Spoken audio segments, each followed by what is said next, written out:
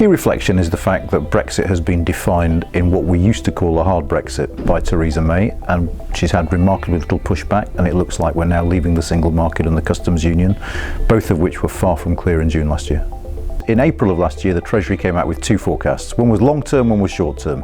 The short-term one, we now know, was wrong. They predicted a massive fall-off in consumer confidence. They predicted 500,000 job losses, a year-long recession. None of that has come to pass.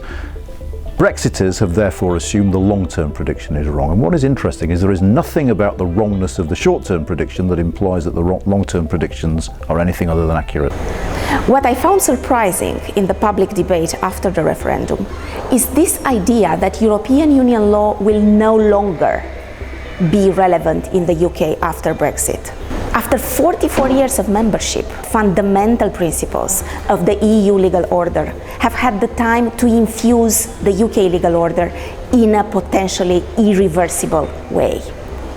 The judgments of the Luxembourg Court, its interpretation of European Union law, will be very, very much relevant even after Brexit. A lot has changed, but a lot has stayed the same as well. What we would have expected is a surge in popularity of the Liberal Democrats, but that didn't happen. The most interesting shift and change has been the chaos and unpopularity of UKIP, so that a lot of UKIP supporters are now supporting the Conservative Party because of their strict immigration policies and the hard Brexit support.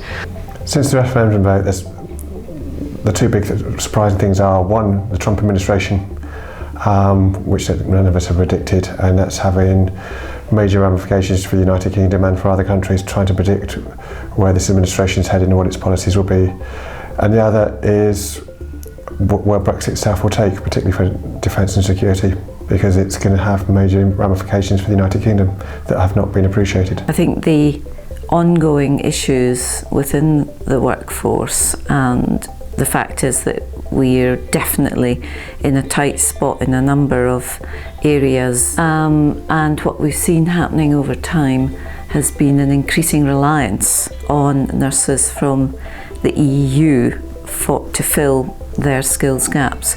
So with that particular dependency, it means that either our focus has got to shift, or giving EU nurses the reassurance that actually they are very welcome and their jobs are going to be secure moving forward. Well, I think the really surprising thing is that Theresa May has, after the divisions of the referendum, managed to unite both her party and the country behind a particular version of Brexit.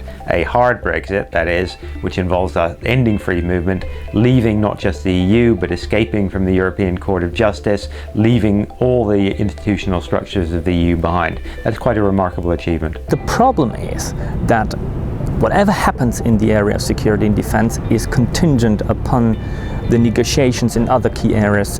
If the negotiations turn sour in these areas, what we will see are important and perhaps quite unpleasant knock-on effects. We don't really have the slightest idea yet of what Brexit will be like, but the prospect of it has reconfigured British politics, in particularly because Theresa May has made herself the champion of hard Brexit, and this is allowing her, at least in the short term, electorally to demolish UKIP and also to park her tanks on the Labour Party's lawn. May has been helped in this by the way in which much of the rest of the political elite have focused on trying to reverse Brexit, which is a utopian project.